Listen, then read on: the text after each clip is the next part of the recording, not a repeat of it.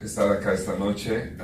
Como decía Glenn, mi nombre es Carlos Peñalosa, soy pastor hace 44 años aproximadamente.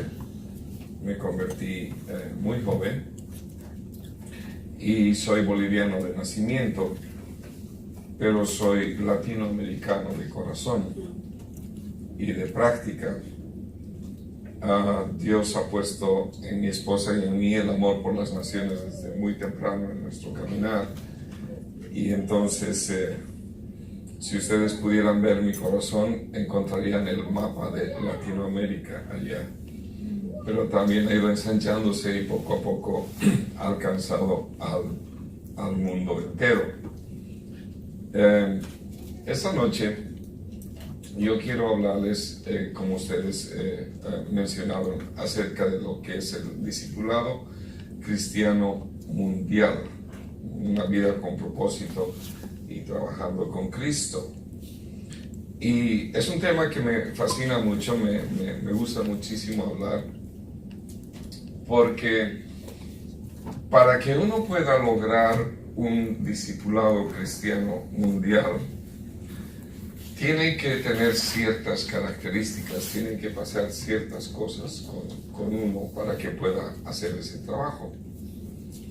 En nuestro hemisferio, en el lado del mundo donde vivimos, es muy posible que en todos los lugares donde vivimos o de donde venimos, el Evangelio no solamente ha sido ya predicado, sino que existe el Evangelio por generaciones. En muchos de nuestros países el Evangelio ha estado por generaciones. Es posible que algunos de ustedes sean cristianos de segunda o hasta tercera generación, ¿verdad? ¿Habrá alguien que es cristiano de segunda o tercera generación? O sea, sus padres han sido cristianos, sus abuelos han sido cristianos. Gracias. Eso significa que particularmente en los cristianos que vienen de segunda o tercera generación, o los cristianos de primera generación que tienen muchos años de ser cristianos, no solamente son cristianos, sino que son parte de una tradición o de una cultura cristiana, dependiendo la línea teológica, la línea doctrinal de donde vengan. Y entonces no solamente ejercen la fe cristiana, pero también tienen una cultura de su denominación. Existen culturas denominacionales. Ahora estaba hablando con el pastor de la iglesia latina acá y él me decía, se identificaba, me decía, nosotros somos muy bautistas del sur. Me decía, entonces la iglesia bautista del sur tiene una cultura bautista del sur que tiene sus peculiaridades, ¿verdad? Y así cada línea del evangelio denominacional crea su propia cultura dentro de la cultura donde está insertada. Entonces, en mi experiencia he podido ver que la gran mayoría del cristianismo en las diferentes naciones donde nosotros vivimos está impregnada de la cultura del país donde reside. Me explico. En Chile, las iglesias chilenas están llenas de chilenos, obvio, ¿verdad? Pero el chileno tiene su propia cultura, sus propias características. La República Dominicana igual, en Colombia, en Bolivia, en Venezuela, en Perú, cada país tiene sus peculiaridades. Y entonces, cuando hablamos del cristianismo, cuando hablamos del discípulo, cada discípulo, cada cristiano está impregnado de su propia cultura nacional. En ese sentido, es muy posible que cuando ustedes hablan con un cristiano argentino, tenga algunas costumbres que son un poco diferentes de un cristiano colombiano. Cuando ustedes hablan con un cristiano chileno, probablemente habla o tiene algunas costumbres diferentes de un cristiano cubano, y así yendo por todos los países. Pero cuando estamos hablando de un discipulado mundial o de un discipulado en general, diría yo casi es mandatorio hacer referencia a Mateo 28, capítulo 28, versículos 19 y 20, donde dice: por tanto, Jesús está hablando a los discípulos, id y hacer discípulos a todas las naciones, bautizándolos en el nombre del Padre, del Hijo y del Espíritu Santo, enseñándoles que guarden todas las cosas que os he mandado. He aquí yo estoy con vosotros todos los días hasta el fin del mundo. Si mi deseo como discípulo de Cristo es cumplir con ese mandato al que denominamos la Gran Comisión, ¿verdad? En todas las iglesias es la Gran Comisión, es el mandato de nuestro Señor Jesucristo, las últimas palabras de Él antes de ser ascendido, lo que Él habló inmediatamente después de ser resucitado. Si consideramos que este mandato es un mandato esencial, vital, fundamental en la vida de la iglesia cristiana, bueno, permítanme insertar un dicho mío. Yo considero que toda iglesia que no tiene un trabajo misionero como iglesia, no solo un departamento misionero, pero un trabajo, una obra misionera, corre el serio riesgo de convertirse en un club de cristianos, no en una iglesia. Una iglesia es iglesia cuando entiende que su responsabilidad es llevar el Evangelio hasta lo último de la tierra, porque es lo que su fundador ha ordenado que se haga, ¿verdad?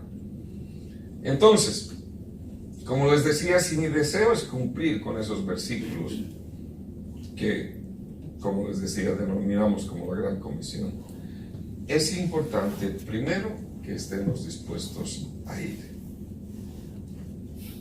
Debo estar listo para ir cuando Él me envíe, cuando Él me llame.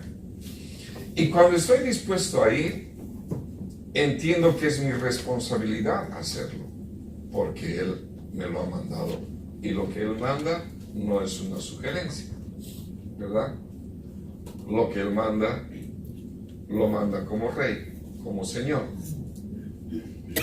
Entonces,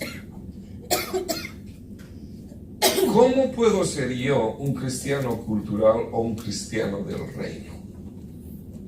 Para terminar siendo un cristiano mundial, debo darme cuenta que primeramente soy un cristiano cultural. Soy un cristiano cultural. Y cuando el Evangelio entra en nuestra vida dentro del contexto cultural en el que vivimos, generalmente tiene un impacto en las áreas de nuestra vida más evidentes de transformación. ¿A qué me refiero? Digamos, alguien que era un alcohólico es impactado por el Evangelio, deja de ser alcohólico. Alguien que era ladrón, alguien que era un adúltero, etc., la vida es cambiada, es transformada. Pero existen elementos de la cultura que el Evangelio debiera impactar, pero no lo hace. No lo hace. Porque no necesariamente son vistas como pecado o como áreas que necesitan cambiarse. Además, el Evangelio no impacta y no cambia eso, porque dentro de la cultura que ha impactado, todos tienen esa cultura y todos en esa cultura ven o tienen ciertas características como normal, como natural. Todos lo hacen, todos lo viven. Por ejemplo, les voy a dar dos ejemplos. Uno, como vivimos en un mundo donde la globalización es una cosa más vivible, más palpable, ya el mundo parece una aldea pequeña, nos enteramos en minutos, segundos o instantáneamente de lo que sucede al otro lado del mundo con los medios de comunicación. Entonces existe la transpolinización, la cross-polinización, la mezcla de culturas. Entonces, hay un predicador, un hombre joven, que es mitad japonés y mitad colombiano. Una mezcla muy interesante, ¿verdad? Entonces vivió largos años de su vida en Colombia, por lo tanto adquirió la cultura latina, colombiana. Su madre es colombiana, pero su padre es japonés.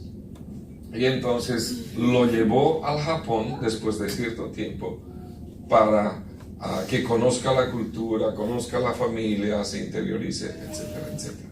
Entonces tenemos a este japonés colombiano que sale de su contexto colombiano y es trasladado al Japón a vivir con su padre. Entre las muchas cosas y cambios, por ejemplo la comida, los horarios, etcétera, etcétera, están las costumbres del tráfico, ¿verdad? Del manejar las señales de tráfico. Y un día, tarde de la noche, está regresando a casa con su papá.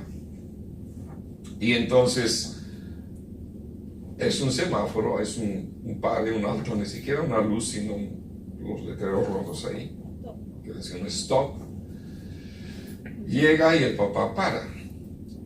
Y no hay carros ni a derecha, ni a izquierda, ni al frente, no hay policía, no hay un alma. Y el hijo le dice, pásate, no hagas el alto. Y el papá le dice, pero ¿por qué? Ahí hay un alto, tengo que hacer un alto. Y él le dice, no hay nadie, ¿quién te va a ver? Pásate. Y él le dice, yo estoy aquí, yo me veo a mí mismo. Por lo tanto, yo voy a parar. Ahora, el muchacho, el cristiano colombiano, ¿estaba dejando de ser cristiano en ese momento? Estaba siendo un cristiano cultural.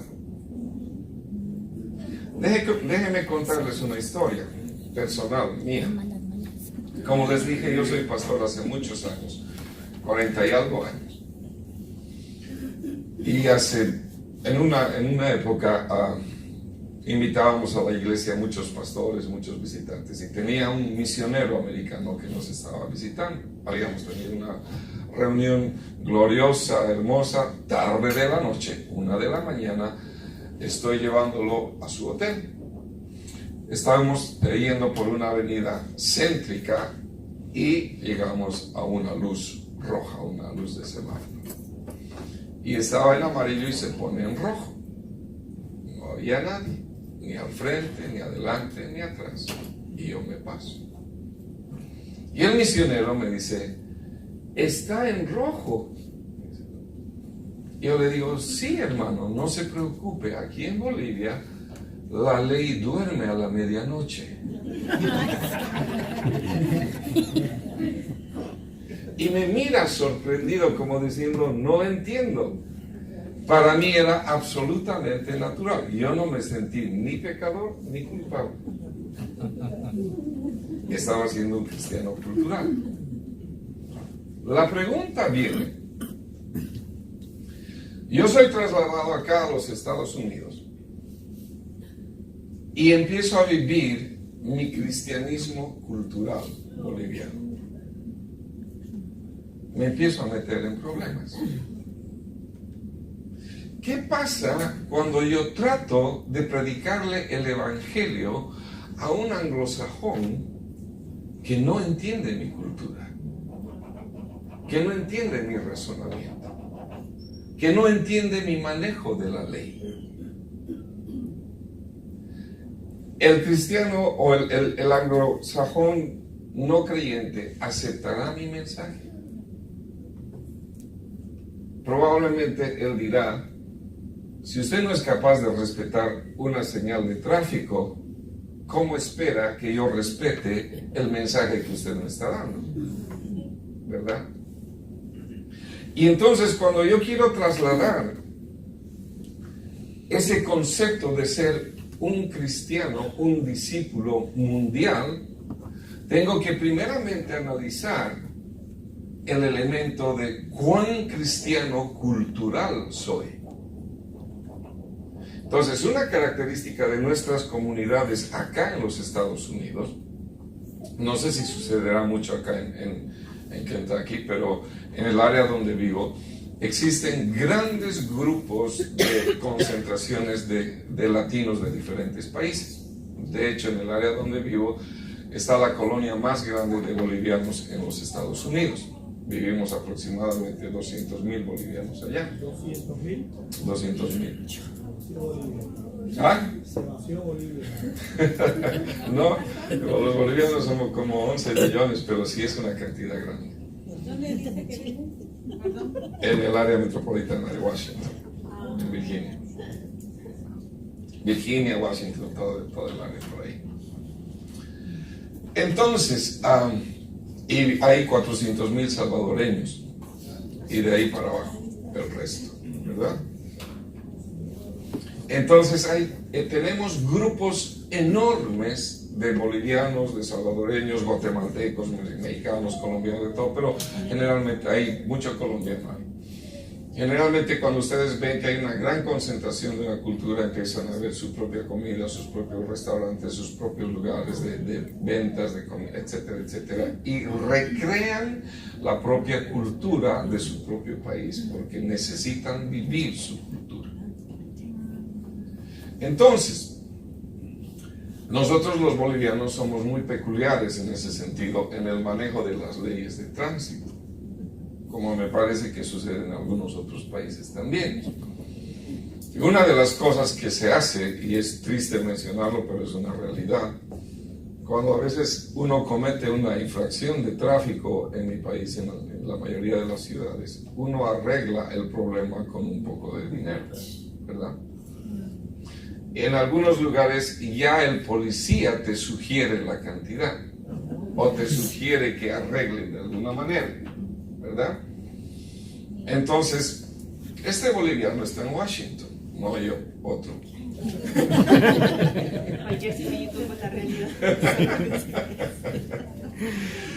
Y entonces está siendo muy cultural él. Y lo para la policía porque estaba manejando por encima del límite de velocidad. Y entonces el policía lo hace salir y este boliviano dice, bueno, voy a arreglar las cosas como arreglo en mi país. Y lo llama, quiero hablarle un momentito. Y se acerca el policía y saca un billete de $20 y se lo da. ¿Qué creen que sucedió? Ahí cuando menos se daba cuenta tenía las manos esposadas, estaba sentado en el carro policía y adentro lo metieron a no sé cuánto tiempo, hay que terminaría la historia. ¿Cuál es mi punto? Uno de los elementos más importantes que todo cristiano debe considerar es que si quiere considerarse o si quiere convertirse en un cristiano mundial, tiene que permitir que el evangelio afecte la cultura de su propio país, de su propio cristianismo, de tal manera que pueda testificar en cualquier cultura. Entonces, quiere decir que si Dios me traslada a los Estados Unidos, no solamente voy a aprender la cultura americana y cómo es el sistema americano, porque si no me tocaría aprender la cultura en cada país donde estoy yendo, pero Él tiene una solución mayor. La solución mayor es que debo aprender a tener la cultura del reino. Porque cuando adquiero la cultura del reino, esa cultura es superior en estándares, es superior en mensaje y en impacto a cualquier cultura y es capaz de llegar y abrazar esa cultura de la manera más saludable. Y eso empieza con nosotros mismos, individual y personalmente. Para ponerlo en términos bíblicos, 1 Corintios capítulo 9, versos 20 al 22, Pablo habla y dice, Me he hecho a los judíos como judío, para ganar a los judíos. A los que están sujetos a la ley, aunque yo no esté sujeto a la ley, como sujeto a la ley, para ganar a los que están sujetos a la ley. A los que están sin ley, como si yo estuviera sin ley, no estando yo sin ley de Dios, sino bajo la ley de Cristo, para ganar a los que están sin ley. Me he hecho débil a los débiles, para ganar a los débiles. A todos me he hecho de todo, para que de todos modos salve a algunos. Y ese versículo me parece muy poderoso, muy fuerte. Gracias, Carolina. Me parece muy fuerte y muy importante, porque me he hecho de todo a todos, a fin de que salve a algunos. Y yo creo que ese es un elemento sumamente poderoso de un evangelio gobernando la vida de una persona que ha logrado superar, preservar, digamos, las áreas buenas, las características buenas de esa cultura, como decía Glenn, la comida, ¿verdad? La comida latina, nuestra comida, agradable, deliciosa, su sabor, etc. Y es bueno que aprendamos otro tipo de comidas. Ahí, bueno, el cristiano mundial tiene que aprender a comer con comida también diferente, y aquí se da la oportunidad. No sé cuál será la comida más rara que ustedes hayan comido. Para mí, hablando del pastor Cha, es la comida coreana. En una oportunidad me invitaron a almorzar a un restaurante coreano y Dios santo. Es toda una experiencia. La comida coreana es toda una experiencia. Entonces el punto es que para yo convertirme en un cristiano mundial debo lograr y permitir que el Espíritu de Dios transforme mi corazón y me ayude a tener un corazón global, un corazón mundial. Y hablando más particularmente de los que hemos sido trasladados a este país, hemos sido arrancados de nuestra propia cultura. Como hablaba con los pastores de Chile, les preguntaba, ¿les gustaría vivir aquí? Me decían, no, no, gracias, no nos gustaría. Y está perfecto, pero por alguna razón, los que hemos venido aquí o nos han traído o nos hemos movido o Dios nos ha traído por las circunstancias de la vida, estamos acá. Y Dios tiene un propósito para nosotros, Dios tiene un llamado para nosotros. Y creo que eso es vital y esencial que entendamos, que Dios nos llama a ser cristianos, que tengan la amplitud general para amar a todos los seres humanos que viven, por lo menos en el área donde nosotros vivimos, ¿verdad? Y no sé cuántos musulmanes viven en tu barrio, cuántos indios viven en tu barrio, cuántos asiáticos, cuántos europeos, etcétera, etcétera. Y serle testimonio a esas personas desde una perspectiva latina, creo yo, es mi convicción, algunas veces lo he dicho en algunas conferencias, yo creo que todavía el mundo no ha visto la plenitud de lo que es un latino cristiano en su plenitud manifiesto. Yo creo que estamos avanzando y estamos creciendo a eso. Y nosotros los latinos tenemos muchas características y muchas riquezas que pueden darle un sabor peculiar y particular al Evangelio. Pero debemos incorporar los elementos del Evangelio de tal manera que nuestro cristianismo no se convierta en un impedimento, no se convierta en un tropiezo o en un motivo de menosprecio de las otras culturas a nuestro cristianismo por nuestra etnicidad. Y eso me parece que es importante. Si vamos a ser cristianos mundiales, si vamos a ser discipulado mundial, tenemos que entender claramente los principios y los elementos del reino que nos permitan operar en todas las culturas, en todas en todos los ambientes. Duncan dijo algo que me parece sumamente interesante. Dice, fue un judío que trajo el evangelio a Roma, un romano que lo llevó a Francia, un francés que llevó el evangelio a Escandinavia, un escocés que evangelizó Irlanda, y un irlandés a su turno hizo la conquista misionera de Escocia. No hay un pueblo que haya recibido el evangelio excepto de las manos de un extranjero.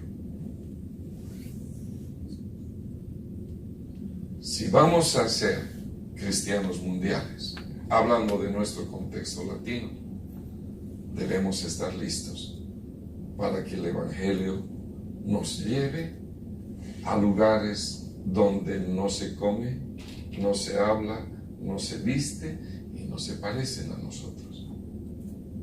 Donde Dios nos lleve. Y donde Dios nos lleve, el evangelio del reino habrá establecido esos principios y valores en nuestra vida que nos permitan colocar, invadir con la cultura del reino a la cultura local que nos enfrentemos.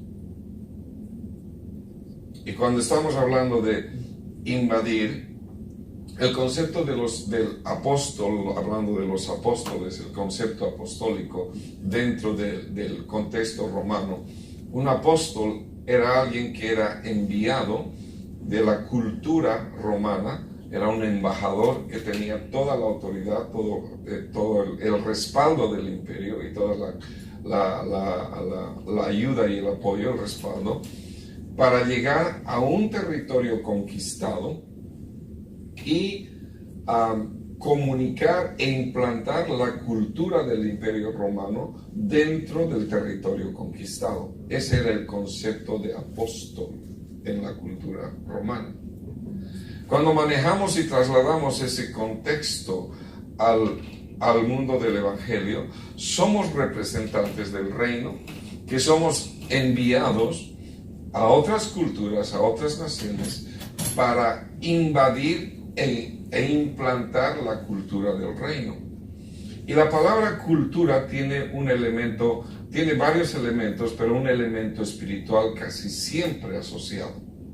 Cuando estamos hablando de cultura, estamos hablando de tradiciones, comidas, diferentes modos de vida, pero también generalmente estamos hablando de un elemento de culto. Esa cultura adora a alguien, tiene dioses de diferentes tipos. Y cuando estamos trayendo la cultura del reino, estamos invadiendo y estamos entrando en esa cultura para demostrar que el Dios que nosotros tenemos es más poderoso y es superior y es diferente al Dios que ellos tengan. Y no lo haremos con imposición, no lo haremos con espada, no lo haremos con fuerza, pero lo haremos con el mensaje del Evangelio, con el poder del Espíritu Santo. Como lo repetimos en muchas iglesias latinas y como dice la palabra, no es con espada ni con ejército, más con mi espíritu, ¿verdad? Pero debemos entender ese elemento vital e importante. Entonces, a tiempo de que el Evangelio debe ayudarnos a salir de nuestra cultura y adoptar la cultura del reino, también debemos entender el elemento espiritual militar, entender que estamos invadiendo un lugar donde hay un ambiente espiritual, donde hay un Dios que gobierna, o hay espíritus. La Biblia habla de principados, potestades, gobernadores en las regiones celestes, y que la iglesia debe llevar y comunicar el mensaje del Evangelio. Esos elementos son sumamente importantes. Entonces, para continuar, yo quiero compartir con ustedes desde una perspectiva, por supuesto, bíblica, cómo Jesús ha hecho el llamado a sus discípulos. ¿Y qué características tienen los discípulos. Y como él, y al compartir esto, vamos a estar respondiendo las preguntas que nos proyectaba Carolina y que están ahí en sus notas de hoy. Pero antes de entrar en esto, quiero hacerles una pregunta. ¿Cuántos de ustedes se consideran discípulos de Cristo? Por favor, levanten la mano los que se consideran discípulos. Ok, gracias. Otra pregunta, ¿cuántos de ustedes se consideran creyentes? Ok. ¿Y los demás qué son?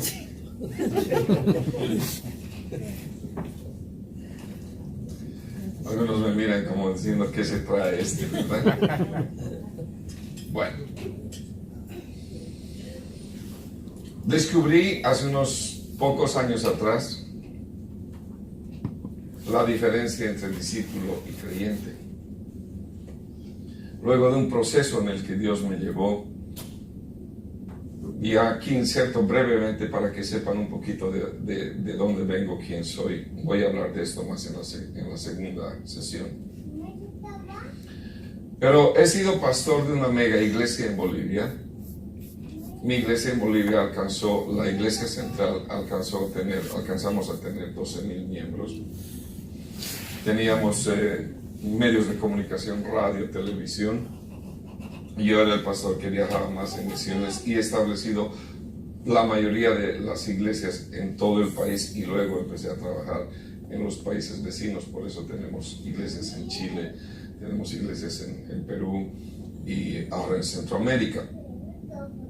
Entonces, de acuerdo a mi experiencia y a mi caminar, yo consideraba que era un discípulo y que estaba haciendo el trabajo bien para el Señor, ¿verdad? Entonces, cuando a mí me hicieron esta pregunta y dijeron, levanten la mano los que se consideran discípulos, yo levanté la mano. En mi entendimiento, yo soy discípulo. Y luego, obvio, me preguntaron, levanten la mano los que son creyentes, y levanté mi mano también. Pero me explicaron la diferencia. De acuerdo a Mateo 28, 18 al 20, un discípulo es alguien que obedece todas las cosas que Jesús le mandó. Vayan, hagan discípulos a todas las naciones, enseñándoles a que obedezcan todas las cosas, no algunas, todas las cosas que le enseñó. Ese es un discípulo. ¿Qué es un creyente? Un creyente es alguien que escoge lo que va a obedecer.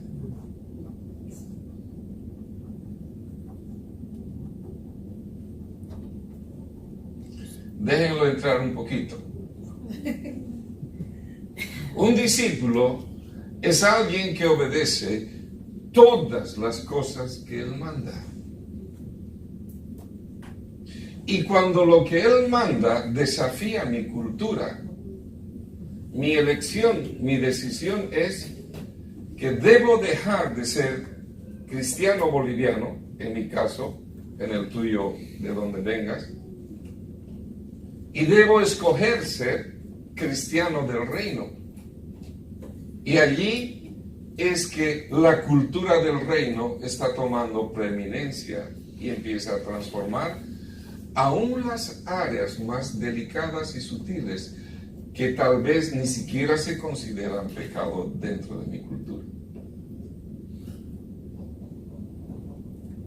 Y entonces, si voy a ser un cristiano que va a discipular al mundo, primero debo colocarme a mí mismo en la posición de estar dispuesto a obedecer todas las cosas que Él me ha mandado.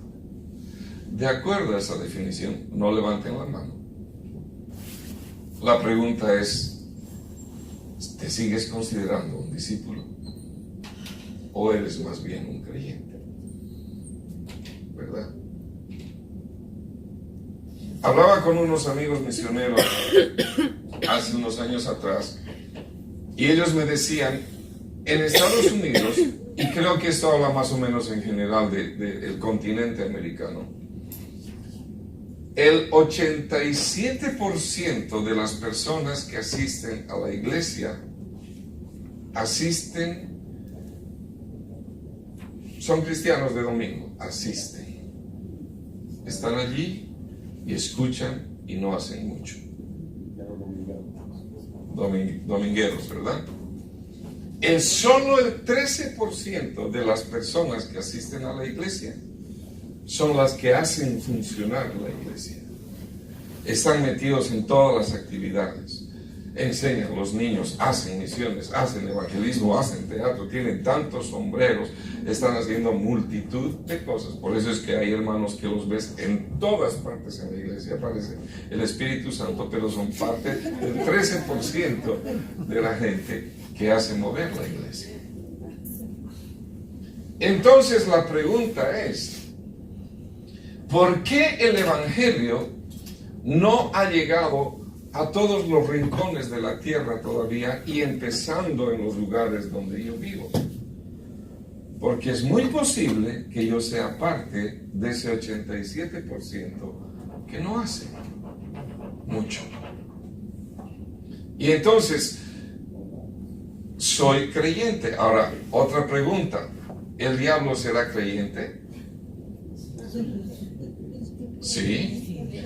Santiago dice, tú crees, bien haces. Satanás también cree y tiembla. Él es mejor creyente que nosotros muchas veces. Porque él cree y tiembla. Nosotros no temblamos cuando decimos que creemos. Cree. Sabe que hay Dios. Sabe que está ahí. Sabe que lo odia. Sabe que lo rechaza. Pero es una realidad. El propósito de Perspectivas y el propósito de esta lección es empujarnos, motivarnos para que todos nosotros continuemos con la misión. De ninguna manera mi objetivo es que se sientan mal, aunque debiéramos sentirnos mal. ¿Verdad? Si no estamos, ¿verdad? Porque si no me siento mal, No hay cambio. no hay cambio. No hay transformación donde necesita haber transformación. Entonces, en ese sentido, Dios nos está haciendo un llamado y nos hace un llamado para que seamos sus discípulos. Y dentro de ese contexto, quiero leer Marcos capítulo 1, versículo 16 y algunos versículos más adelante. Dice, andando junto al mar de Galilea, vio a Simón y Andrés, su hermano, que echaban la red en el mar porque eran pescadores. Y les dijo Jesús, venid en pos de mí y haré que seáis pescadores de hombres. Os convertiré pescadores de hombres. Y dejaron luego sus redes, les siguieron. Una característica del llamado de Jesús es que conecta el llamado a las personas con la actividad natural que ellos realizaban. Pescadores, somos pescadores, vengan, los voy a hacer pescadores de hombres. ¿Qué quiere decir eso? Bueno, si toda la iglesia dejara su trabajo, dejara su profesión para dedicarse al ministerio, ¿quién sustentaría la iglesia? ¿Verdad? Necesitamos gente que esté allá. Pero la naturaleza del discipulado es una en la que no necesariamente Dios te manda o te llama a dejar lo que haces naturalmente como tu fuente de trabajo, tu vocación, tu actividad. Dios te invita a que seas discípulo de Él, llevando lo que haces naturalmente a una dimensión espiritual de tal manera que aún eso se convierta en un elemento del discipulado de Cristo. Puedo ser carpintero, puedo ser plomero, puedo ser pintor, pero puedo ser un pintor del reino, un plomero del reino, un carpintero del reino, que se mueve de acuerdo a los principios del reino, que seguramente llamará la atención de la gente con la que trabaja. Cómo como, cómo hablo, cómo me comporto, cómo me relaciono, más allá de la tradición religiosa o del evangelizar agresivo, como Ha sucedido en nuestros países, en particular en mi país, en Bolivia, cuando en nuestro afán y nuestro celo de evangelizar salíamos a las calles: pecador, te vas a ir al infierno, arrepiéntete. Y muchas veces, en vez de que eso produzca un resultado positivo, vacunaba a la gente en contra del evangelio, ¿verdad? No necesariamente estoy hablando de eso, estoy hablando de ser un cristiano del reino que vive según los parámetros del reino, haciendo lo que naturalmente hago: pintura, plomería, medicina, lo que sea, y allí convertirme en un representante del reino. Jesús no buscó personas religiosas para invitarlos a ser sus discípulos. Si él hubiera estado buscando personas con vocación religiosa, mejor se iba directamente a los fariseos, ¿verdad? Él no buscó personas religiosas. Él buscó personas de todo el caminar de la vida, de todas las áreas de la vida. Y entonces ahí respondemos una de las preguntas: ¿cómo puedes usar los talentos naturales que Dios te ha dado? ¿Cómo puedes usar las habilidades naturales que tú tienes? ¿Cómo puedes usar lo que eres naturalmente como una herramienta de discipulado en el mundo en el que te mueves? El versículo 19 dice: pasando de allí un poco más adelante, vio a Jacobo, hijo de Zebedeo, y a Juan, su hermano, también ellos en la barca, que remendaban sus redes. Luego los llamó, y dejando a su padre Zebedeo en la barca con los jornaleros, le siguieron. No abandonaron a su padre, lo dejaron con los jornaleros. Dios no quiere que abandones lo que haces. Debes dejarlo, si vas a dejarlo, bien organizado, bien estructurado. Esos dos se convirtieron en dos de los más cercanos de Cristo. Veamos otro llamado. Mateo 2, versículo 13. Después volvió a salir al mar, y toda la gente venía a él y les enseñaba. Había acabado de hacer un milagro muy poderoso, había sanado a un paralítico, y la gente de repente se agolpaba para mostrar su poder a los religiosos y al pueblo que quedaba admirado de lo que era Jesús. Y acababa de hacer ese milagro y está caminando, está andando, está yendo en una dirección. Volvió a salir al mar, está yendo de paso. En el versículo 14 dice: y al pasar vio a Leví, hijo de Alfeo, sentado al banco de los tributos públicos, y le dijo: sígueme, y levantándose le siguió. Al pasar, ni siquiera se dirigió específicamente a él. Estaba de paso, y cuando vio este cobrador de impuestos, y al pasar lo miró. Leví estaba dedicado a su negocio. El negocio de él era hacer dinero. No tenía interés en escuchar cosas espirituales o religiosas. Él era cobrador de impuestos. Si ustedes han estudiado un poquito acerca de quién era esta gente eran generalmente israelitas judíos que se habían vendido según la cultura israelí, servían al imperio, servían a Roma y cobraban los impuestos para Roma. Entonces era un judío que venía y agarraba a los judíos y les decía: tienes que pagar tu impuesto. Y de ese impuesto los romanos le pagaban una comisión. En realidad nunca sabían cuánto cobraban, porque era un asunto bien difícil, bien delicado. Y entonces, según la traducción hebrea israelita, eran tan odiados, tan rechazados estos cobradores de impuestos, que los rabinos en las sinagogas enseñaban y decían: si por accidente matas a un cobrador de impuestos, debes saber que Dios no te lo va a cobrar como pecado.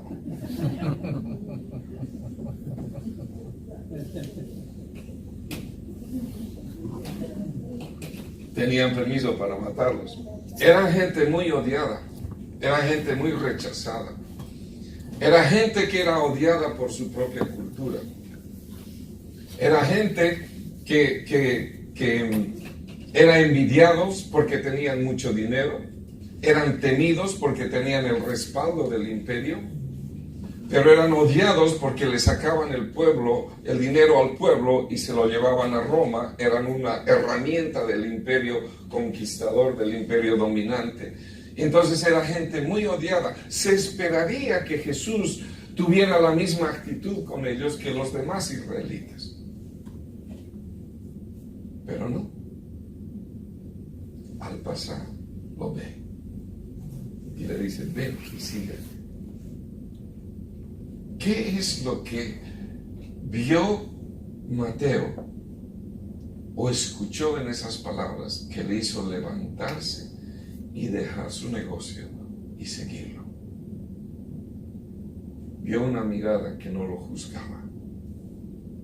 Vio una mirada que no lo rechazaba. Escuchó una voz que no le hablaba a los oídos, le hablaba al corazón. Mateo sabía quién era Jesús. Estando ahí, seguramente los que venían a pagar los impuestos, escuchaba a la gente, escuchaba los comentarios, escuchaban de que este Jesús sanó a un paralítico, resucitó a una niña, que sacó demonios del fulano, que sanó al hijo de este hombre, que lo echaba en el agua, que lo echaba en el fuego, que confrontó a los religiosos, que confrontó a las autoridades. Era un hombre espectacular e inclusive dicen sus discípulos que camina sobre el agua. ¡Qué hombre! ¿Qué clase de persona es esta? Y más todavía, resucitó a Lázaro, cuarto día de muerto. ¿Quién hace eso? Él escuchaba todo eso y él probablemente en su mente decía, un hombre como ese jamás siquiera me miraría a los ojos. Jamás me dirigiría la palabra. Jamás. Además, si no soy religioso, estoy aquí para hacer dinero, plata. Pero al pasar, lo mira y percibe esta mirada que convierte al más frío de los pecadores en el más intenso de sus seguidores. Una mirada que penetra el alma, el espíritu, el corazón. Una voz que habla a la conciencia y al corazón y que habla con fuerza de vida. Y cuando este hombre, acostumbrado al rechazo, al odio, al dinero, escuchando y sabiendo quién era Jesús, recibe esta invitación, se levanta y le sigue. Una palabra fue suficiente, que no reflejaba ni rechazo, ni odio, ni envidia, sino un amor que nunca había recibido antes. Esa es la clase de cristiano mundial que necesitamos ser. La iglesia somos los ojos, los pies, los labios y las manos de Cristo. El apóstol Pablo dijo, ya no vivo yo, mas Cristo vive en mí. Y si nosotros vamos a cumplir con la misión que Él nos ha dado, es posible que muramos lo suficiente para que Él viva lo suficiente, de tal manera que encontremos a los rechazados, a los odiados, a los menospreciados, a los indiferentes, a los de duro corazón de este mundo, y los miremos y les hablemos con las palabras que Jesús habló y los atraigamos. Hoy día, de ese hombre rechazado, odiado, que mucha gente habrá deseado matarlo, seguimos alimentándonos por su recuento del Evangelio. Él escribió el Evangelio de Mateo. Él escribió las palabras de Jesús, inspirado por el Espíritu Santo, de tal modo que aún hoy día estamos aprendiendo de Él.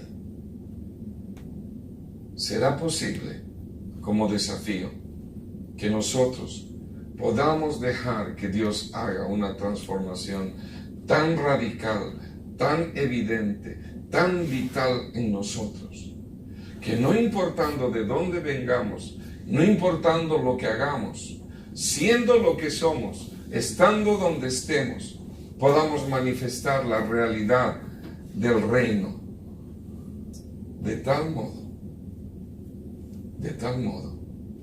que la gente que tenga menos posibilidades pueda escuchar la voz de Dios, que le diga: ven y sígueme. Y esa gente debe escuchar esas palabras: ven y sígueme, de personas como tú y como yo. Y para que esas personas te sigan a ti, deben ser capaces de percibir en ti a ese Cristo. Tremenda responsabilidad que nos hace temer. Pero a eso Dios nos llamó. Y es de consuelo entender y saber que no es fruto de nuestro esfuerzo y de nuestro trabajo el alcanzar ese nivel. Es fruto del trabajo de Dios en nuestras vidas y de nuestra disponibilidad a dejarnos trabajar por Él. El dedicarle tiempo a clases, cursos como estos para aprender, para conocer, para prepararnos. El dejar que la palabra de Dios actúe en nuestras vidas. El dejar que el Evangelio verdaderamente signifique lo que significa cuando Jesús dijo: tome su cruz cada día. Que muramos a lo nuestro y dejemos que Él sea lo que Él es para un mundo que está necesitado. Yo creo que Dios nos está llamando a salir de ese 87% si es que estamos allí. Y nos allanamos al 13%. Y que crezca al 14, y al 15, y al 16, y ojalá a toda la iglesia. Entonces, con eso en mente quiero terminar esta parte, y la segunda parte la vamos a hacer un poquito más con otros elementos. ¿Ven? En lo que es ser discípulos de Cristo y entender que sí es posible que lo podemos ser. Como mencionaba Glenn al principio, los pastores Cha, James Cha y Faith Cha son pastores, no son surcoreanos, son norcoreanos. La familia de ellos era cristiana y ellos huyeron del comunismo cuando el comunismo entró en su país.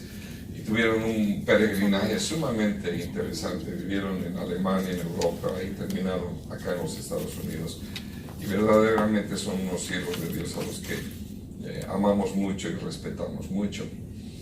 La esposa del pastor James Cha para nosotros fue una inspiración y ella nos ayudó y nos entrenó para en la iglesia implementar un programa de ESL, English as a Second Language.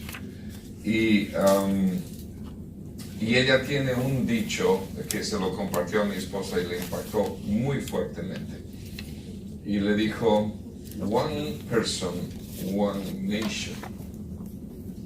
Cuando tú tocas a una persona, puedes estar tocando a una nación entera a través de ella. Nunca sabes lo que estarás logrando o estarás haciendo cuando estás discipulando, cuando alguien puede ver a Cristo en ti y el impacto del Evangelio a través de ti, acercar a esa persona al reino. Nunca sabes lo que esa persona terminará haciendo. Si ustedes piensan en el primer mártir de la vida cristiana, Esteban, el diácono, un hombre lleno del Espíritu, servía, etcétera, etcétera. Pero él aparentemente no tuvo la oportunidad de dar mucho fruto. Lo mataron bien pronto en su vida cristiana, ¿verdad? Pero sí él dio un fruto. Yo personalmente creo que el fruto que él dio fue el apóstol Pablo. Cuando Cristo se le apareció, yo creo que las palabras que atormentaban en la mente de Pablo, entendiéndolo, era, perdónales, Señor, no recibe mi espíritu, no les tomes en cuenta este pecado. El ver que no había odio, rencor, que Dios no pedía venganza, y ver los cielos abiertos y a Jesucristo sentado a la diestra del Padre, todo eso era un desafío tremendo para la teología de Pablo, para el celo farisaico que tenía, para todo ese impulso que tenía. Y en el momento en que Cristo tocó, Pablo se convirtió en fruto de Esteban. Si Esteban solo pudo tocar esa vida, ¿cuántas vidas más tocó por medio de él? One person, one nation. Y si tú dejas que Dios trabaje en ti lo suficiente como para que el reflejo de Cristo a través de ti pueda tocar a una persona, es posible que alcances una nación sin siquiera darte cuenta. Quiero mostrarles un video para que entendamos brevemente cómo podemos hacerlo prácticamente. Y luego de que terminemos el video les voy a contar la historia de cómo este método, este movimiento ha entrado en acción y está revolucionando el mundo de las misiones actualmente. Sus discípulos que hagan.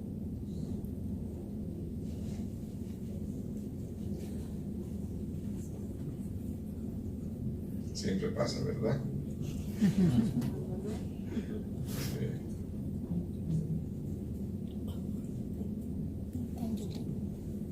Bueno, mientras Carolina hace resucitar a Lázaro, bueno, ahí está.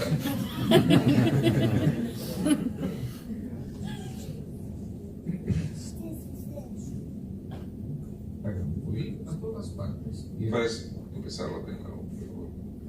Eso.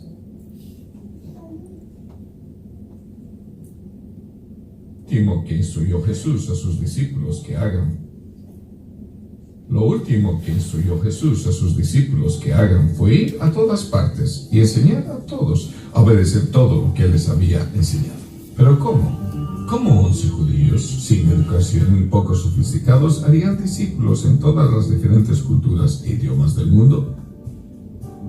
No tenían dinero, ni poder, ni organización, ni líder. Y para empeorar las cosas, eran marginados en su propia sociedad y religión. Los discípulos parecían no tener nada y sin embargo lo cambiaron todo. Lo que sí tenían era una experiencia con Jesús que cambió sus vidas, una disposición a simplemente obedecer, el poder del Espíritu Santo, oh sí, y muchos contactos, lo que hoy llamamos una red social. Esto es lo que sucedió. Todo comenzó con oración. Luego vino el poder del Espíritu Santo en Pentecostés. Después de Pentecostés, la gente que visitaba Jerusalén desde lugares lejanos se fue a sus casas y contó a sus amigos y familiares lo que Dios había hecho. Y cuando esas personas contaron lo que habían experimentado, las buenas nuevas de Jesús se propagaron como fuego sin control. Redes sociales post-pentecostales es como el Evangelio se hizo viral. Eso fue hace más de 2000 años. Así que, ¿cómo lo estamos haciendo hoy? Hay buenas nuevas y no tan buenas nuevas. Las buenas nuevas son que el número de cristianos está aumentando. Las no tan buenas nuevas son que el porcentaje de cristianos no ha crecido. Entonces, ¿cuál es el problema? ¿Y cómo podemos solucionarlo? El mayor problema parece ser que no todos los creyentes en Jesús son en realidad seguidores obedientes de Jesús. El trabajo principal de ser un discípulo de Jesús es hacer más discípulos, pero no mucha gente lo está haciendo hoy. En el primer siglo, lo que creó una revolución espiritual fueron los discípulos haciendo discípulos, que a su vez hacían discípulos. Decenas se convirtieron en centenas, centenas se convirtieron en miles, y antes de mucho tiempo miles se habían multiplicado a millones. Todo porque gente sencilla simplemente obedeció lo que Jesús les dijo que hicieran y enseñaron a los que respondieron a hacer lo mismo. Creemos que esta es una idea cuyo tiempo ha vuelto. Lo llamamos movimiento de ser discípulos, o DMM por sus siglas en inglés. Es un movimiento porque puede multiplicarse naturalmente. Entonces, ¿cómo iniciar un movimiento de discípulos? Es en realidad muy simple. Lo vital es lo que llamamos el estudio bíblico del descubrimiento. He aquí cómo funciona un estudio bíblico del descubrimiento. Mientras Dios descubre un líder dentro de una comunidad, un entrenador de discípulos le ayuda a formar un grupo entre sus amigos y familiares. El grupo comienza a procesar una interacción directa con la palabra de Dios. El formato es simple. ¿Qué dice el pasaje? ¿Qué significa eso? ¿Qué voy a hacer en respuesta? Y por último, ¿a quién lo puedo compartir para que así otro grupo comienza? Descubrimiento personal, obediencia inmediata y replicación consistente son la plataforma de lanzamiento para nuevos movimientos. Cada individuo tiene un círculo único de influencia. No hay dos exactamente iguales, pero todos los círculos se superponen con muchos otros. Los puntos de intersección son donde los movimientos despegan.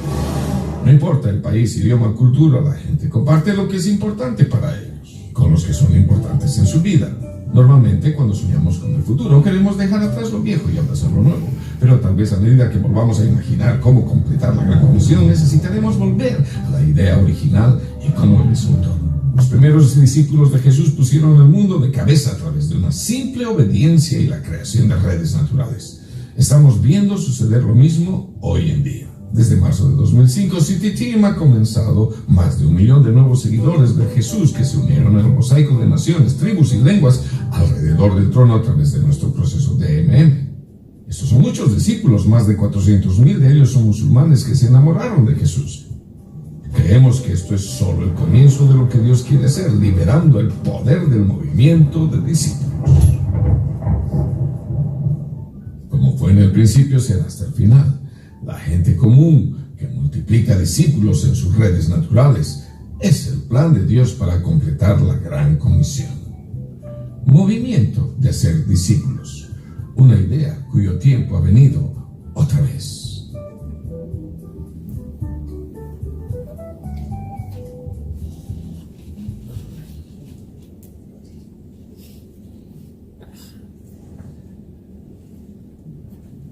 Hace unos años atrás estaba en un grupo de pastores latinos en el área donde trabajo.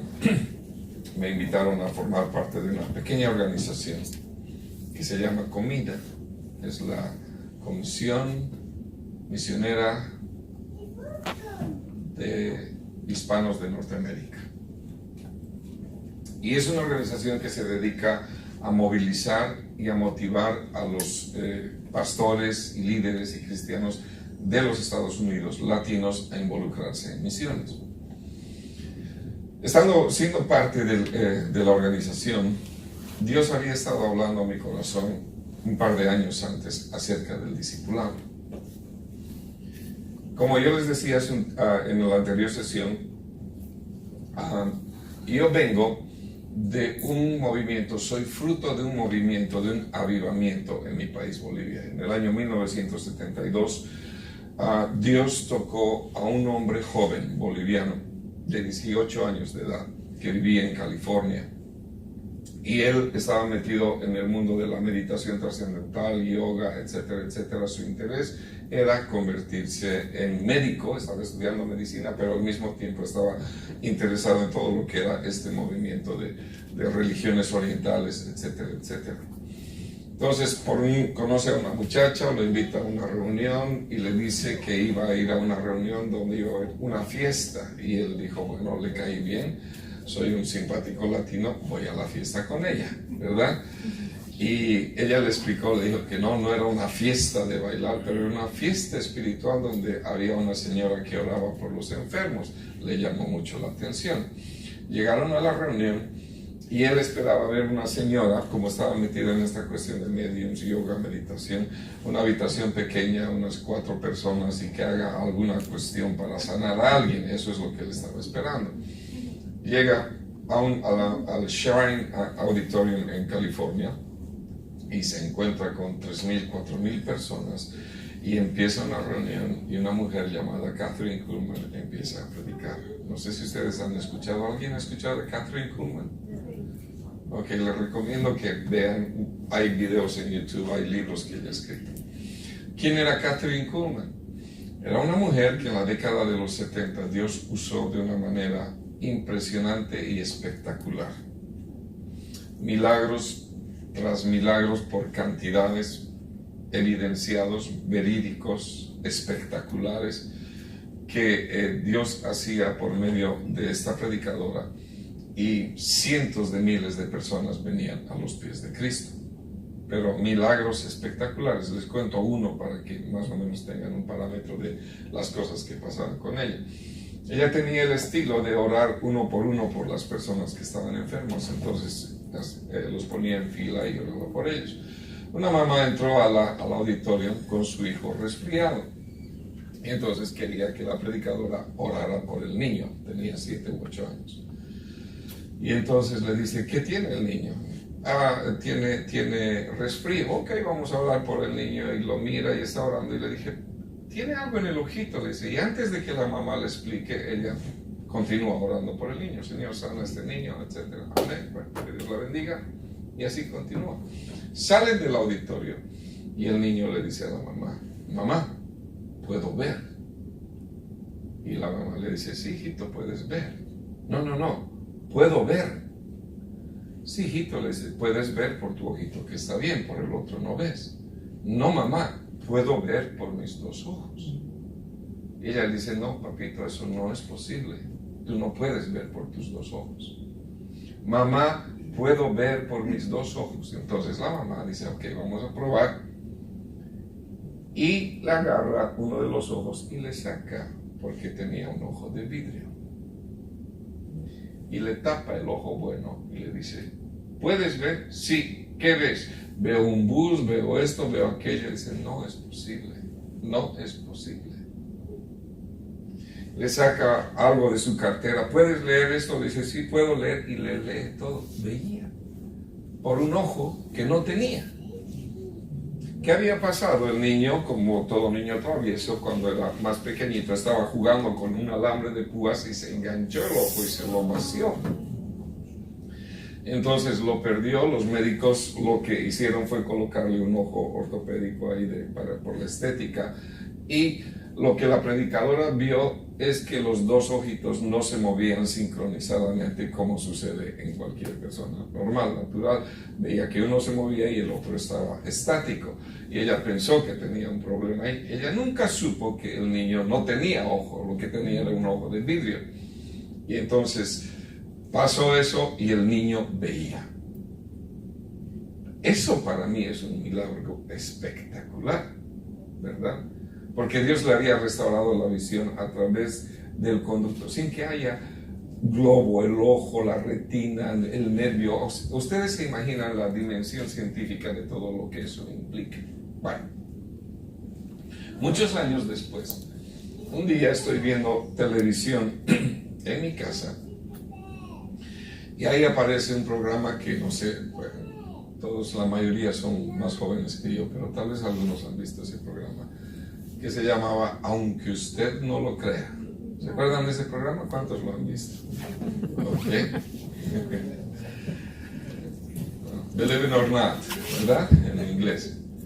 Y entonces un día el presentador del programa dice, voy a invitar, aunque usted no lo crea, mi próximo invitado es alguien que puede ver por un ojo que no tiene. Y entra un hombre robusto, grande, y le tapan el ojo con esparadrapo y la cámara enfoca y ahí no había ojo. Y le dice, ¿puede ver? Puedo ver. Y le dan licencias de conducir, tarjetas de crédito, todo.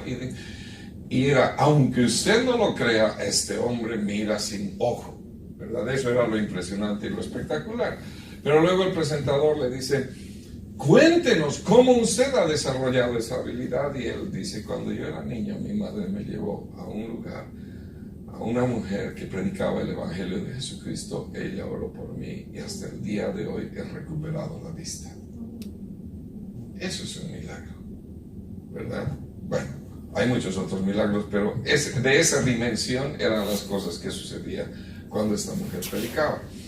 Este hombre joven de 18 años asiste allá y ve una cantidad de milagros, se convierte al Evangelio, recibe a Jesucristo en su corazón y se convierte en un seguidor de Kathryn Kuhlman por un año.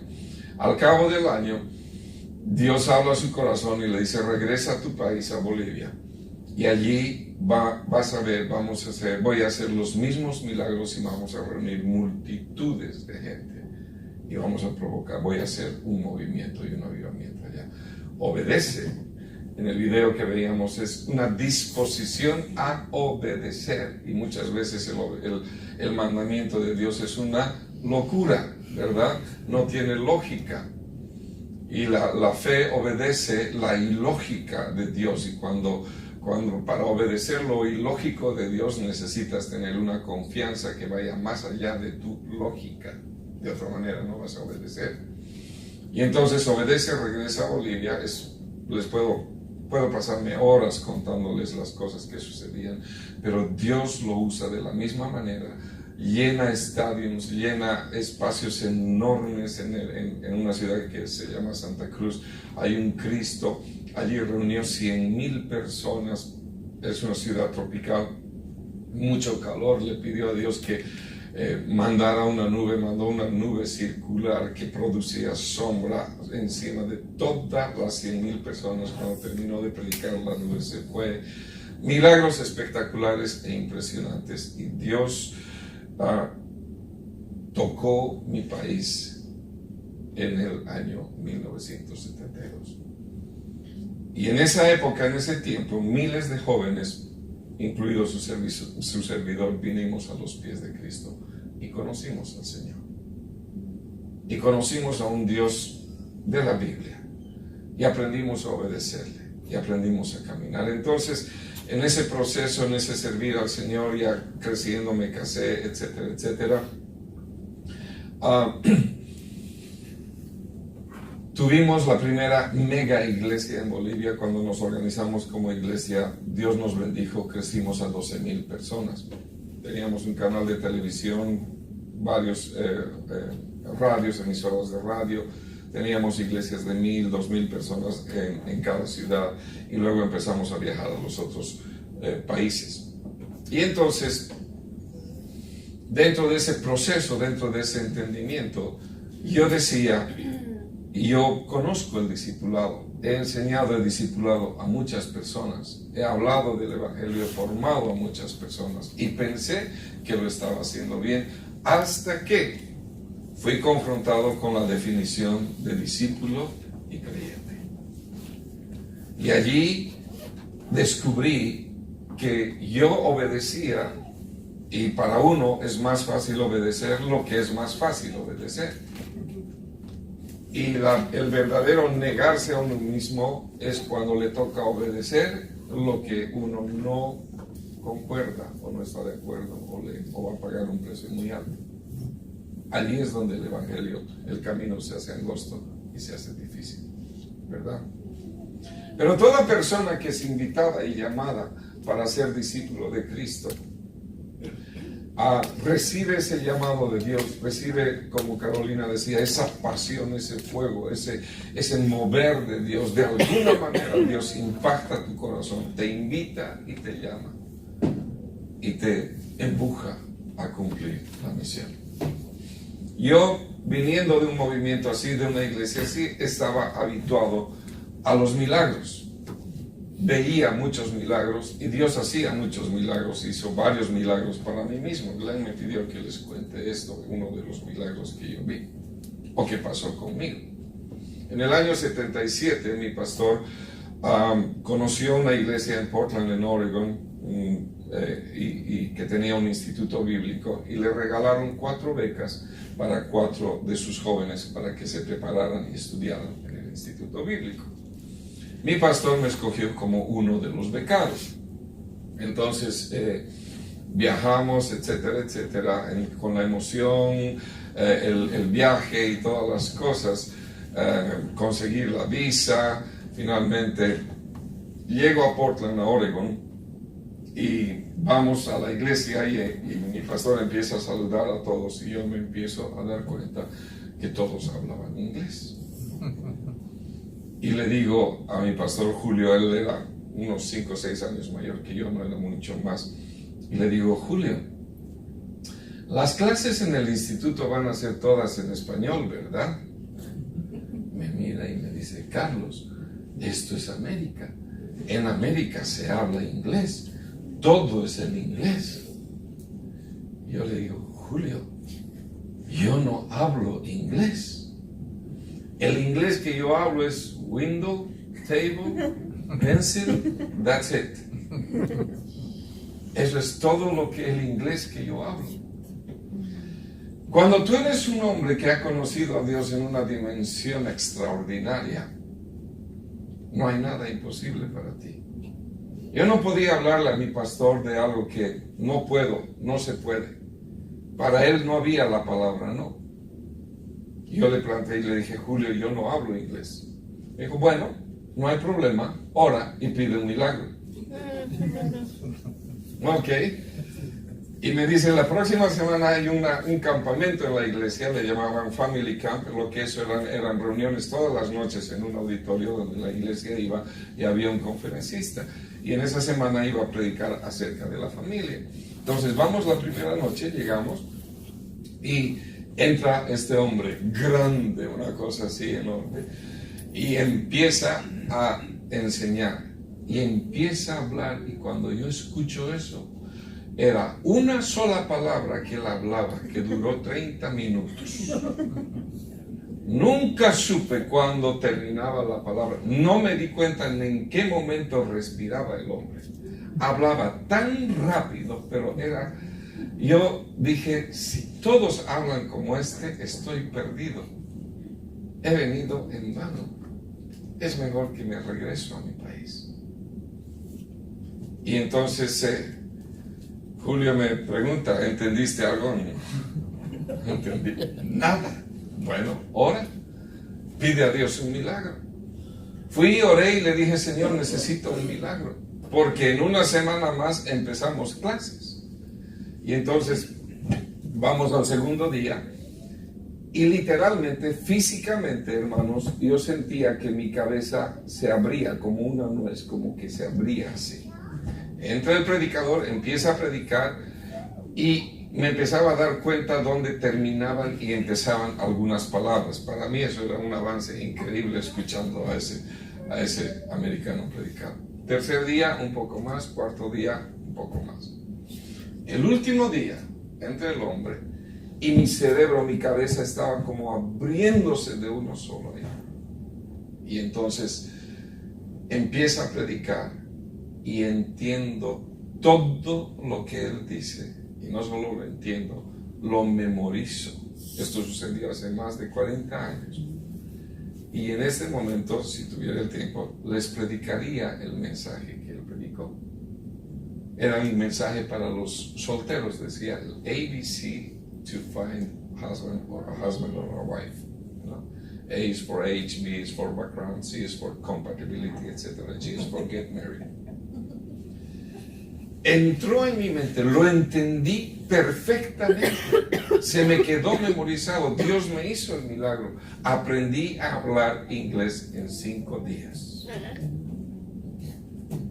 Al final de la reunión voy a orar por los que quieran aprender.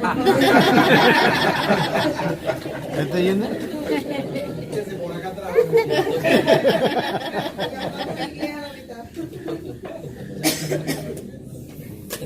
Empezamos a pasar clases y yo me concentraba completamente. Al cabo del mes, escuchaba, leía y escribía todo en inglés. No me animaba a hablar porque era muy tímido, pero a los 2-3 meses me lancé a hablar y hablaba con poco acento.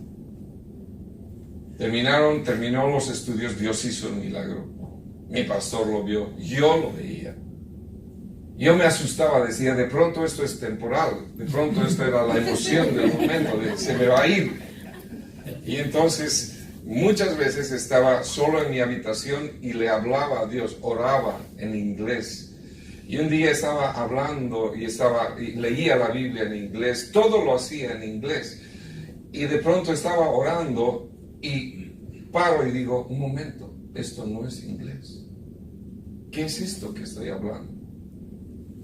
Cuando yo era niño, mis abuelos tenían unas tierras en las zonas rurales en mi país, tierras grandes, y como no iba a la escuela todavía, mis padres se fueron a vivir con mis abuelos. Y la gente nativa de allí hablaba quechua. Yo hablaba quechua cuando era niño.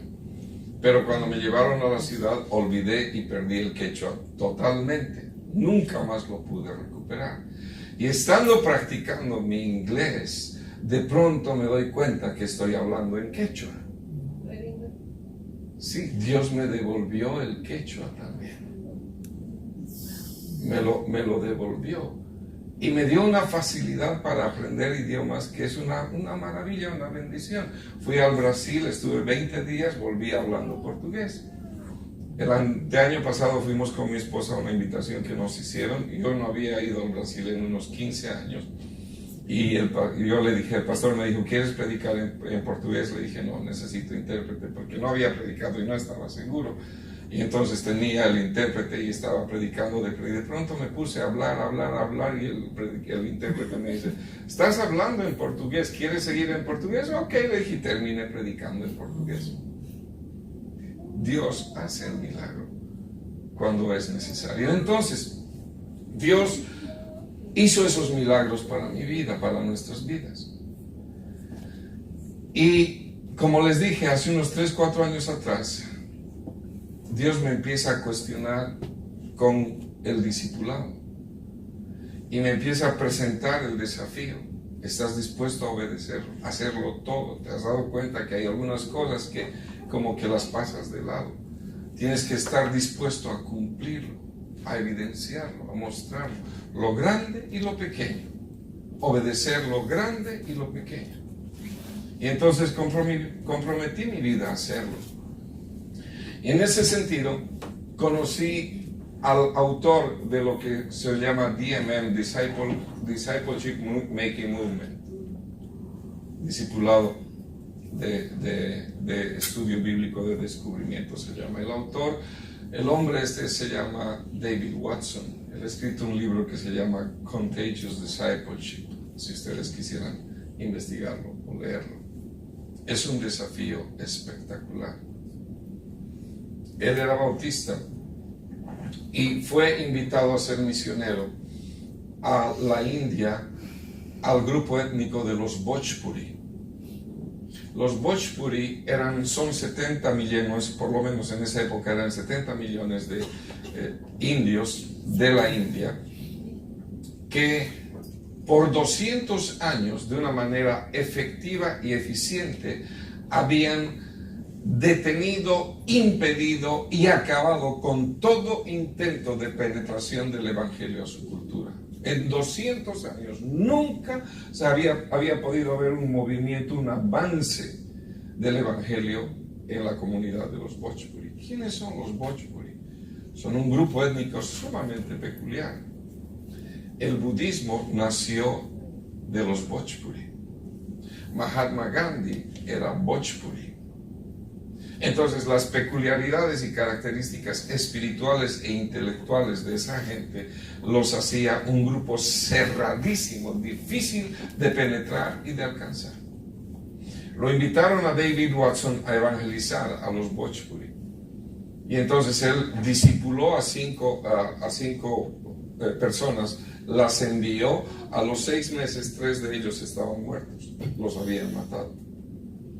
Cuando él se entera de la muerte de estos Bhojpuri, o de estos 3 misioneros, va delante de Dios y renuncia. Y le dice, Señor, no puedo, es demasiado fuerte. Imagínense que ustedes le dedican su vida, su esfuerzo, 1, 2, 3 años para discipular, para motivar a gente que aprenden a amar, que creen en el mensaje, que se comprometen, están dispuestos a ir, los envían y en 3 meses los matan. ¿Cómo se sentiría?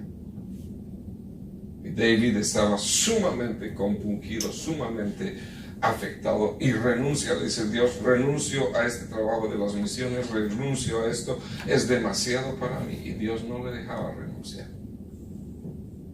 No le dejaba renunciar. Y entonces, a los 6 meses de estar orando intensamente, le dice, si no me vas a dejar renunciar, entonces enséñame cómo hacerlo para que no tenga estos resultados. Y Dios lo llevó por un proceso de 1 año para enseñarle el proceso de cómo hacer discípulos por un sistema que se llama discipulado por obediencia. Una vez que lo implementa, consigue otros 5 discípulos, los envía. En el primer año tenían 5 iglesias. En el segundo año tenían 15 iglesias. En el tercer año tenían 50 iglesias. En el quinto año tenían más de 500 iglesias en medio de los 8. Y entonces, él mandaba sus reportes a la denominación y después de unos años más les dice, tenemos 1000 iglesias. Y la denominación le respondió y le dijeron, cuando nos dijiste 500 iglesias no te creímos, ahora que nos dices 1000 iglesias, menos. Y David les dice, bueno, vengan y vean. Vinieron y vieron sus registros, sus reportes, visitaron los lugares y se dieron cuenta que habían cometido un error de cálculo. No eran 1000 iglesias, eran 2000 iglesias. Había aprendido a discipular uno a la vez, que se multiplicaba, se multiplicaba, se multiplicaba.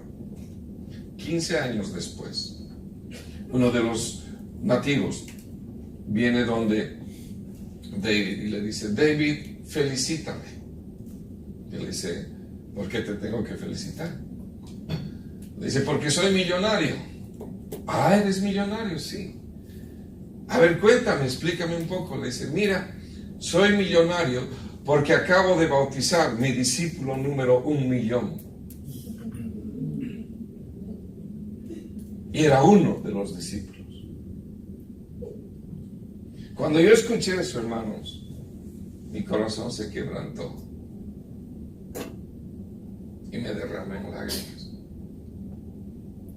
Y solo pensé y dije, si al terminar mi vida cristiana, detrás de mí hubiera 1.000.000 de personas que digan, por causa de Él, por el testimonio, por cómo Él nos mostró a Cristo, hay 1.000.000 detrás de mí. Yo creo que ha valido la pena vivir. One person, one nation. Si recibimos y escuchamos el desafío y obedecemos todas las cosas que Jesús enseñó, quién sabe la cantidad de gente que Dios arrancará del infierno con tu testimonio, con tu vida, con lo que tú eres, donde tú estás. Y Dios te puede ayudar y te puede usar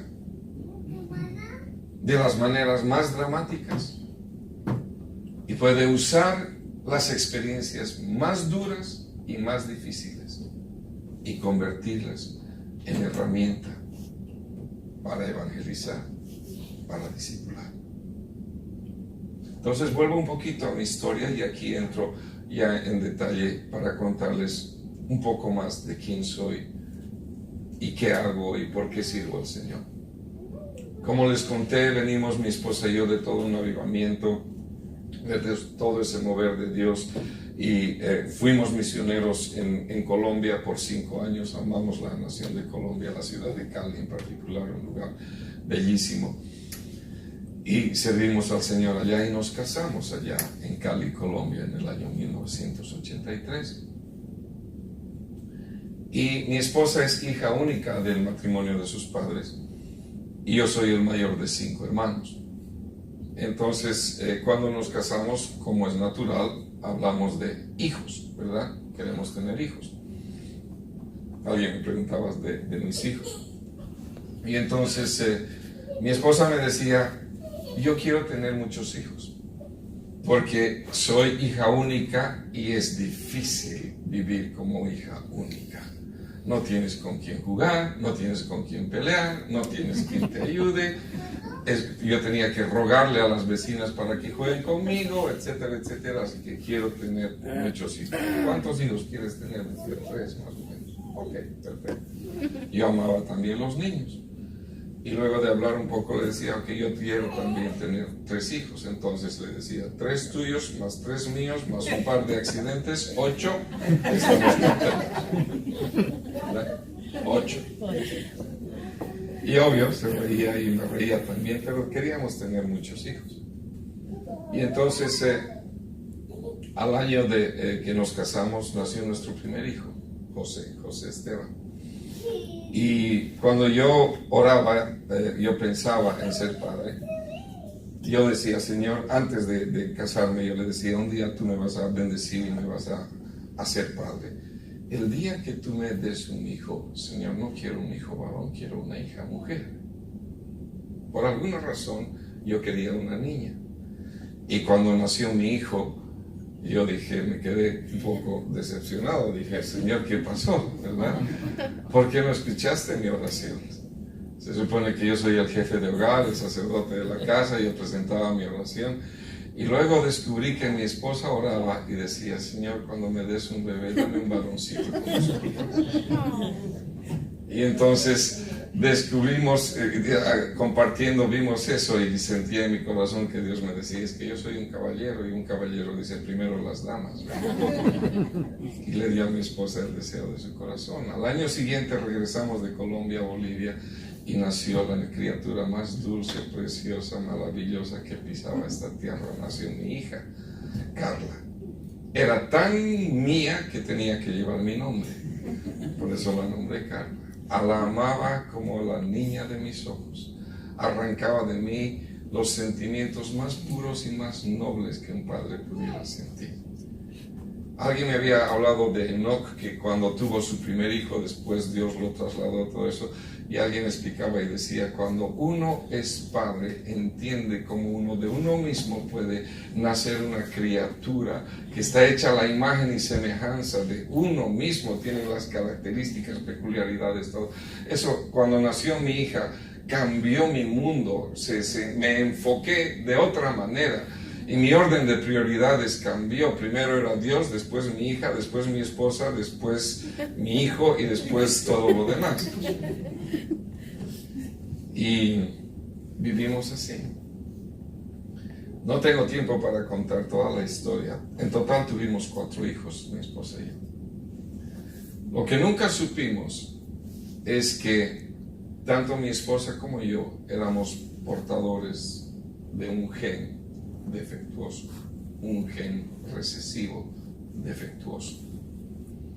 Nunca lo supimos porque en mi familia nunca se manifestó una enfermedad, ni en la familia de ella. Pero este gen, los que entienden un poquito de medicina, era recesivo. Los genes dominantes son los que determinan el color de tu cabello, tu estatura, tus ojos y muchas características que son evidentes. Pero hay genes que son recesivos, que no se manifiestan, que están ahí latentes. Tienen ciertas características, pero no son evidentes. Y tanto mi esposa como yo, resulta que somos portadores de un gen defectuoso. Y cuando nos casamos, de ser recesivo pasó a ser dominante y manifestó una enfermedad en nuestros hijos que era genética, que no la descubrimos sino hasta que nacieron los 4. Y era una enfermedad rara acá en los Estados Unidos. En esa época vivíamos aquí en los Estados Unidos 250 millones de habitantes. De esos 250 millones de habitantes, 700 personas, 700 familias tenían en el hogar a alguien con esa enfermedad, uno de los hijos. En el mundo era una cosa rara. Sabía que en la Argentina había 3 casos, en Chile había habido un caso, en Japón, etcétera, etcétera. Era una enfermedad rarísima. Y entonces, cuando vinimos acá el año 94, nos diagnosticaron y nos dijeron la expectativa de vida de sus hijos son 17 años. Van a máximo vivir hasta los 17 años. 2 de sus hijos están afectados en su sistema inmunológico, 3 en realidad. Pero 2 de ellas, las niñas, no tenían prácticamente sistema inmunológico, así que un resfrío podía matarlas. Esta enfermedad puede afectar diferentes sistemas, el sistema respiratorio, el sistema digestivo, desconecta el cerebro con los músculos y produce lo que se llama una hipotonía muscular. Los músculos pierden su fortaleza, su vigor, y a los 12 años los niños tienen que andar en silla de ruedas. Mi hijo a los 11 años, 10 años y medio teníamos que manejarlo en silla de ruedas. Cuando mi hija, la niña de mis ojos, tenía 2 años, 2 meses y 6 días, enfermó de un problema en el estómago unos meses antes y partió a la presencia del Señor. Para mí eso fue el impacto más doloroso y más grande que uno podía sufrir. Me acabó, me deprimió, me angustió.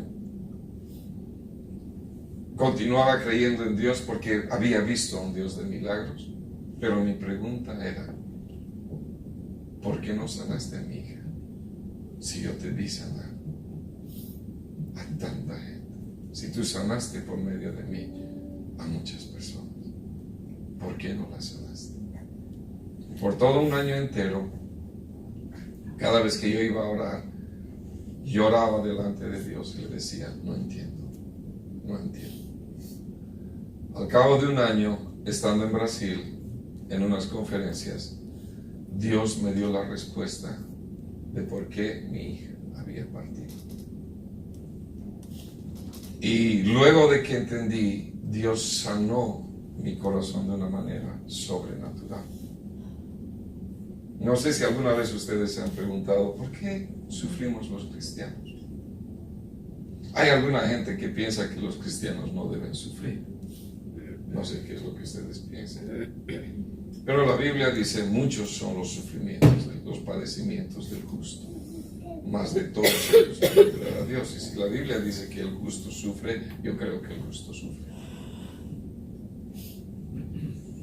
Pero la pregunta era ¿por qué? ¿Por qué? Y estudiando el libro de Job en una historia, yo terminé escribiendo un libro que se llama La otra cara de la victoria. Ya en este libro cuento en detalle todo el testimonio y todo el proceso de lo que Dios nos ha enseñado en esos 15 años enteros. Pero lo que aprendí muchas veces que nosotros los cristianos sufrimos, y cuando estamos en sufrimientos y en pruebas, a veces miramos hacia atrás: ¿qué hice? ¿Qué hizo mi esposa? ¿En qué he fallado? ¿En qué he pecado? ¿Cuál ha sido mi error? ¿Alguien me ha embrujado? Que pensamos en todas las posibilidades, ¿verdad?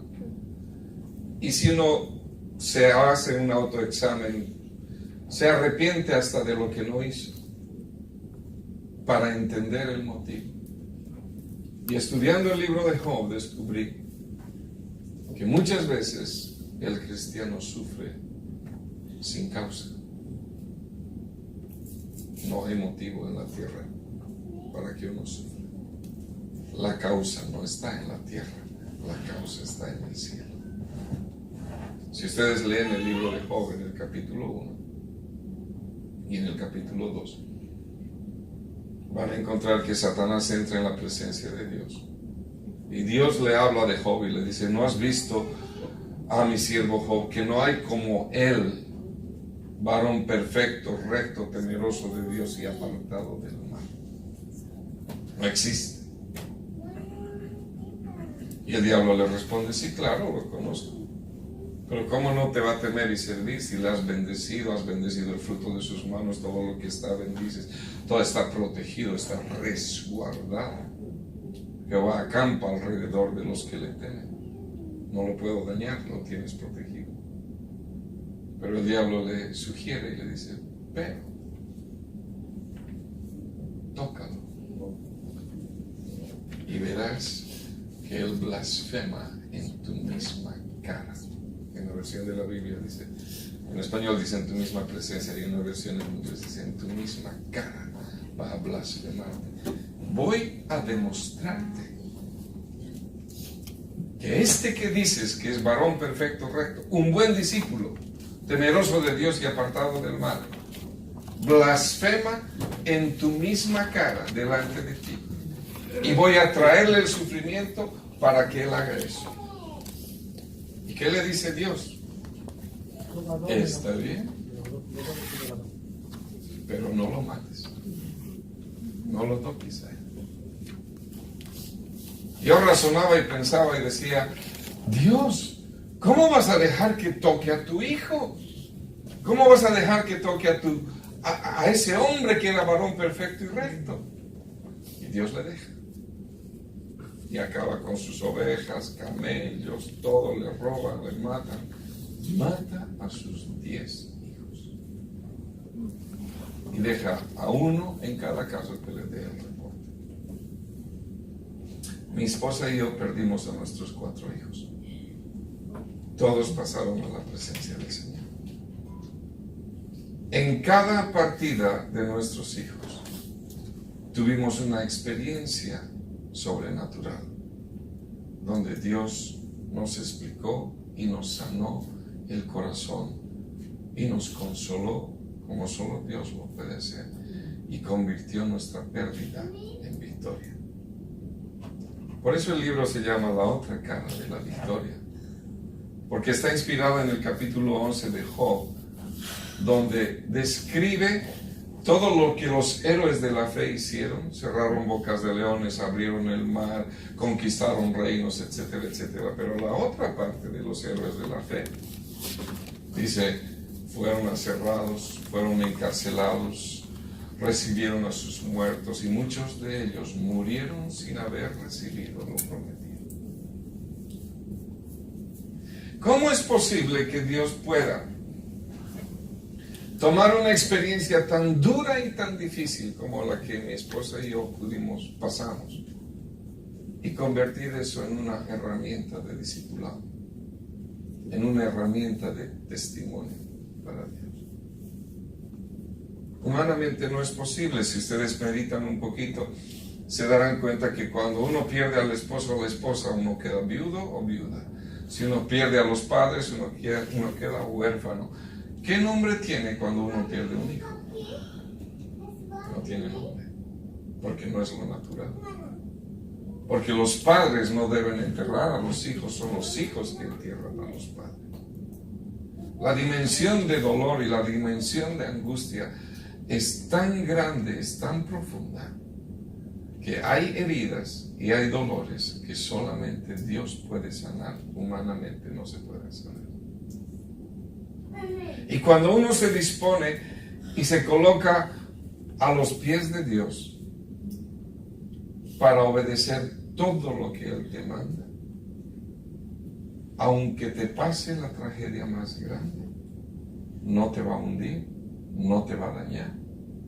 Y Dios puede convertir la experiencia más dura y más difícil en una victoria y en una herramienta de testimonio, para que otros vengan a los pies de Cristo.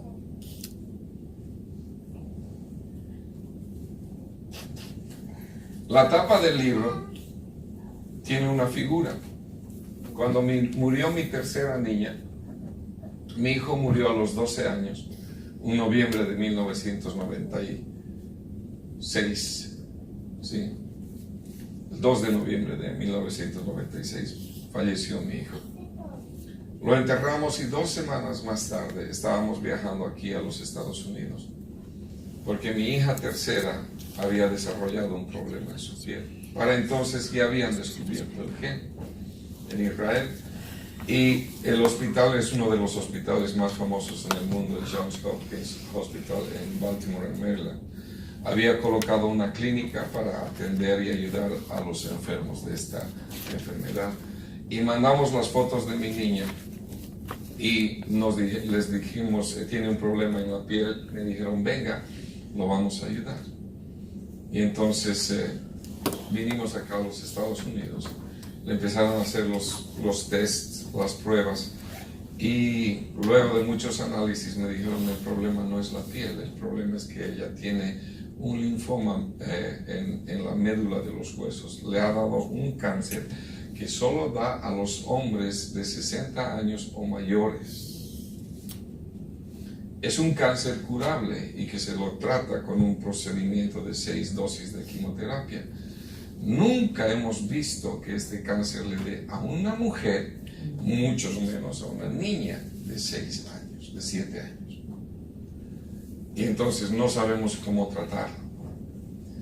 Y vamos a agarrar y tomar el protocolo del tratamiento de los hombres, lo vamos a acomodar a su cuerpo, a su peso, y le vamos a dar las 6 dosis de quimioterapia. Les dije, ok.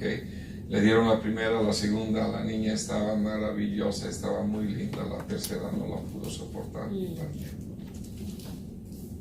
El día que estábamos en el cementerio, frente a lo que iba a ser su tumba, mi esposa, yo y mi última hija, mi cuarta hija, estamos parados allá. El director del cementerio nos dejó solos.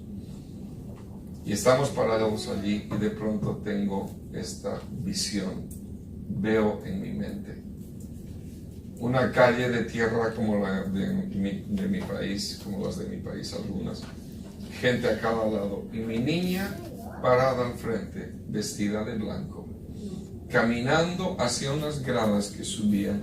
Y al final de las gradas una luz inmensa, inmensa, que sabía que era Dios, con sus brazos abiertos, y mi niña caminaba con un porte de dignidad, y en su cabecita hojitas de laurel y olivo, como les ponían a los campeones olímpicos de antaño, y caminando para recibir su recompensa.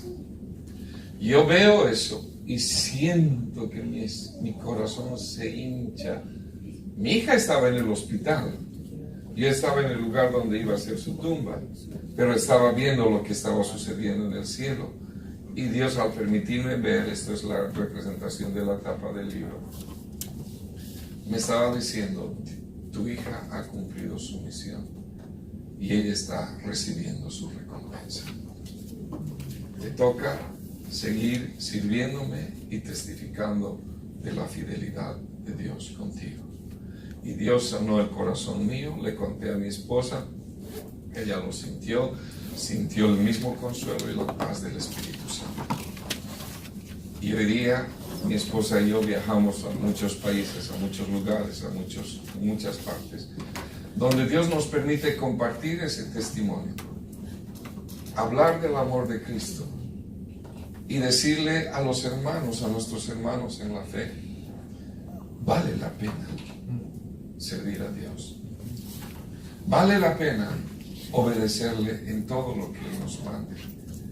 Porque aunque atravesemos por el valle de sombra de muerte, aunque nos pase la crisis más grande, Dios es suficientemente poderoso para sanarnos, para restaurarnos, para consolarnos y para convertir la tragedia más grande y más difícil en una herramienta de discipulado y de testimonio para su nombre. Entonces, amados hermanos, quiero terminar invitándoles y ojalá motivándoles a que reciban el entusiasmo, reciban la invitación de parte del Señor. Dios quiera que no les toque enfrentar ninguna de las cosas que a mí me ha tocado enfrentar. Cada uno enfrenta sus propias cosas que Dios tiene preparadas para uno.